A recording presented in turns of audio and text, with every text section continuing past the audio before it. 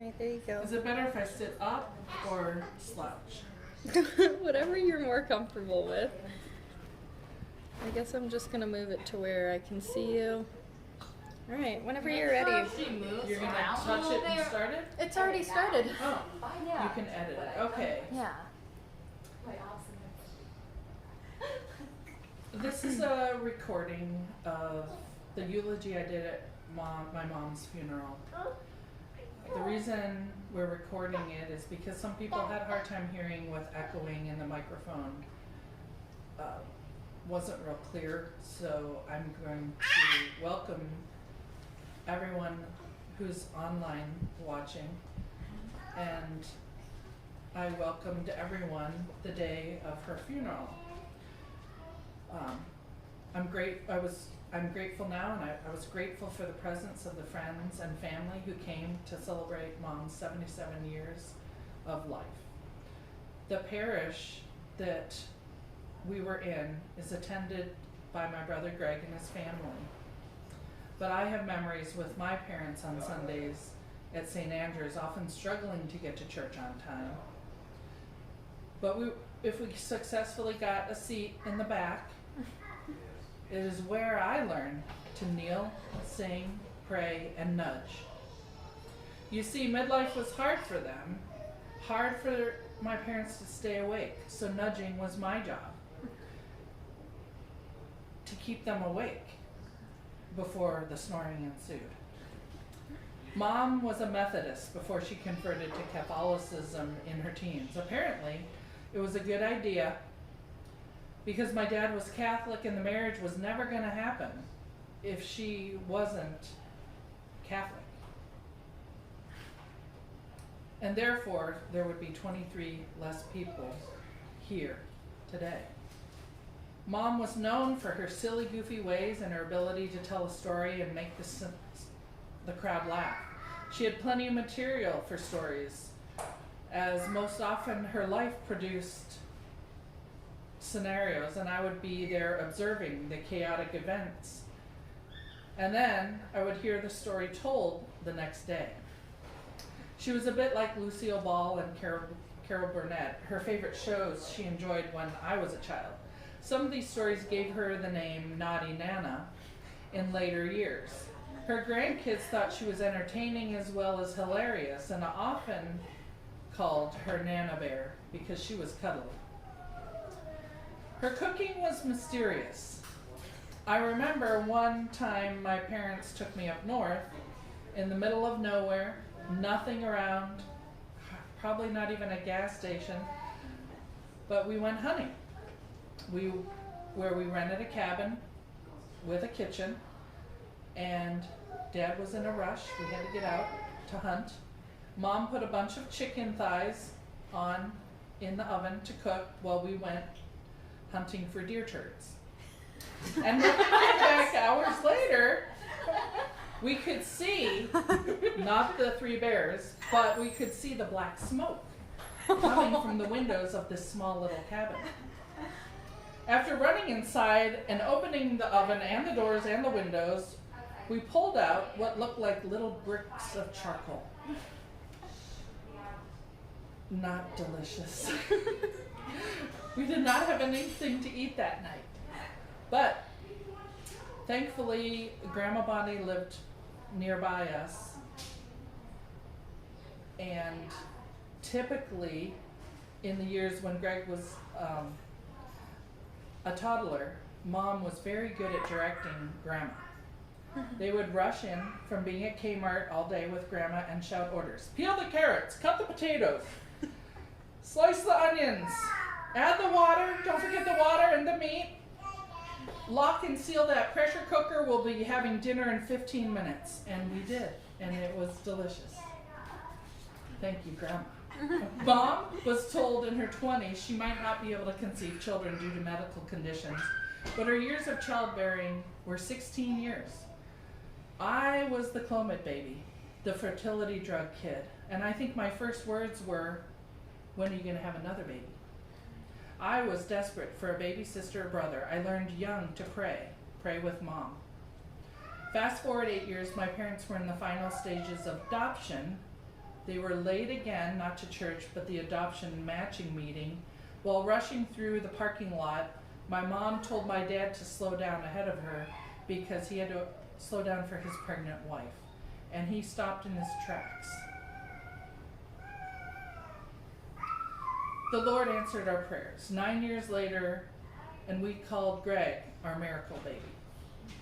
What a joy we had, and apparently it was the little mother that imitated everything I was the little mother that imitated everything Mom said and did. She used to tell the story of how I was her cute little helper who imitated every word. She is the little mother who says everything I say. Back in March recently, she was reminding us again while looking at me and saying in a rather annoying, angry manner, yeah, she's the mother who always imitated me. So I guess it was the dementia, but she has her ways of telling stories. Fast forward again, 7 years later, I was 16, and I was horrified to find out she was pregnant again. Not about the pregnancy, but, that old people did that. So we were again pretty thrilled and shocked. A very special boy by God came along and won Mom's heart and life over. She named him James. It was his nickname. And she did a great job spoiling him, loving and advocating for him. She dedicated 31 years of her life. A few years before that, our plan was for Paul and I to take him in with us a few years ago. Mom had a hard time letting him stay even one night without her.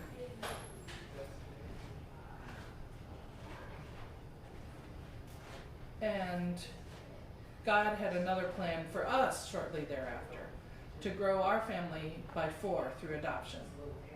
A couple of years later, through lots of effort from Greg and Sarah to find a group home in Michigan for Jim, I had a connection I thought might satisfy my mom in California.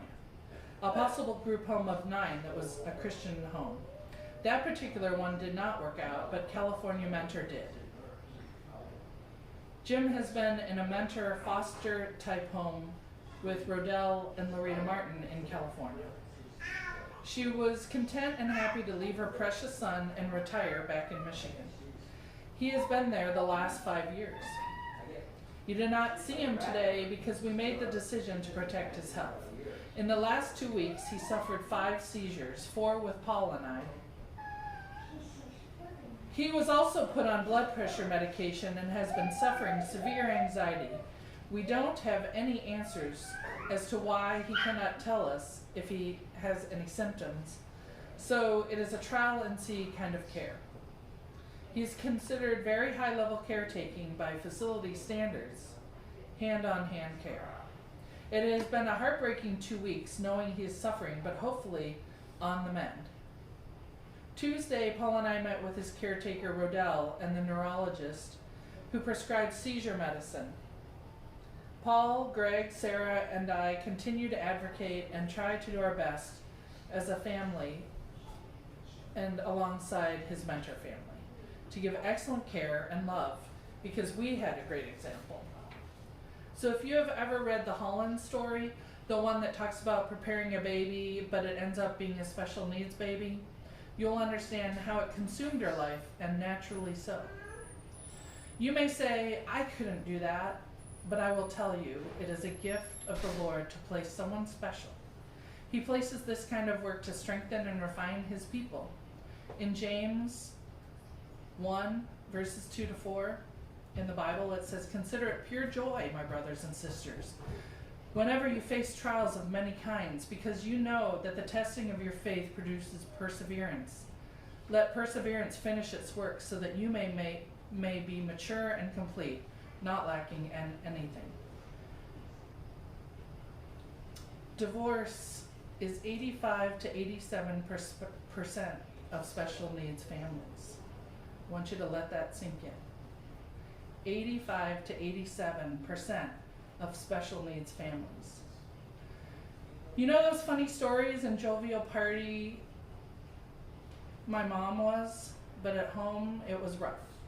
Stress and tears with every test result, doctor appointments, surgeries, IEPs, behavior changes, but trials are given to strengthen the Christ believer.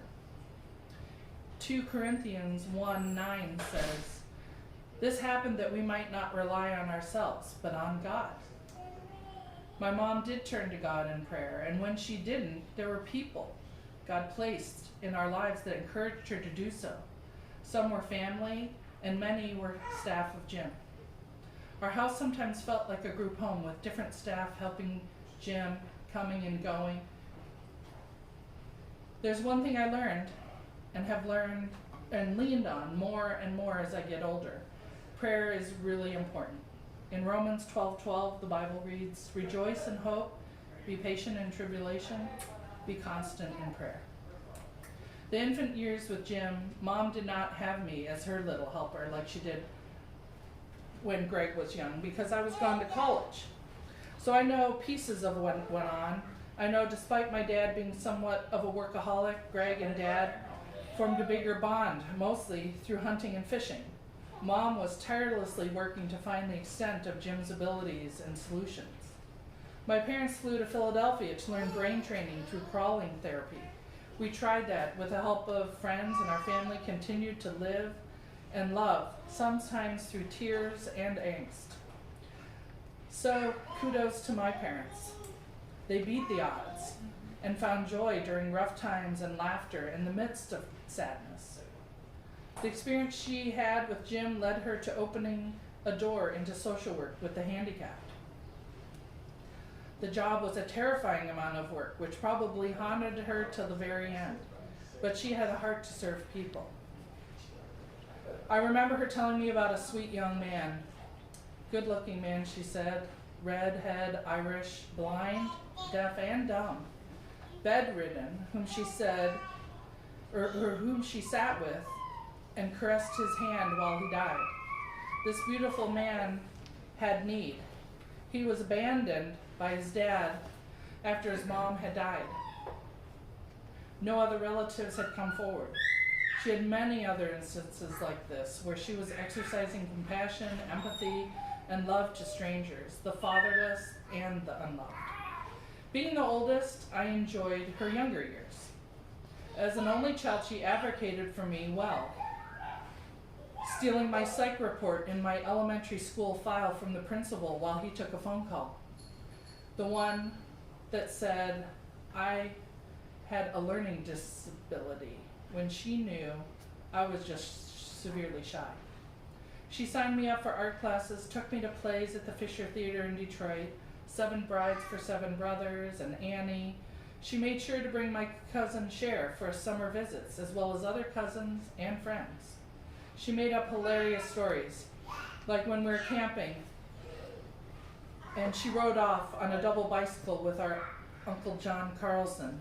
They took off with her in the front and him in the back, and my cousin Cher and I heard them whooping and laughing and riding through the forest. But when they returned, Uncle John was in the back seat. They had switched, and we didn't understand why. When we asked, they said out of breath, whew, they hit a big bump and flew into the air and switched positions. Boom. And we believed her. She took me to my first rated R movie to prove they're not very exciting. And we went to Porky's. So this shy, naive, very sheltered, probably 12-year-old went to Porky's in 1981. The film that apparently teaches people a lot about what boy teens think about and some high school shenanigans that are really embarrassing with your mom sitting next to you, and really funny apparently. So funny, my mom and I had tears running down our faces, and the more one of us laughed, the more it made the other laugh. As we walked out of the theater, she announced, well, I guess rated R movies are pretty good. You can go to the next one with your friends.